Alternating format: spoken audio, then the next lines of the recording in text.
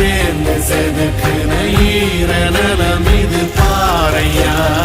வாழும் வரையிலும் நீயும் விதைக்கிற கடமை இருக்கு கேளையா. கோழி விளக்காயே நீ கிடந்த வீடு இருண்டது ஏனையா.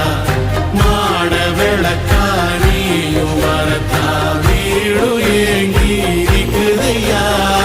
எத்தனை சாமி வந்ததையா, இது எந்தெந்த சாமி தந்ததையா. எத்தனை பாட்ட சொன்னதையா, அத சுத்துற பூமி கண்டதையா. அடிச்சு வீசும் காத்திலையும் அந்த தகப்பனாச சுத்துதையா. வெடிச்சு பூக்கும் வேலையிலும் ஒரு வம்சத்து கதையே உள்ளதையா.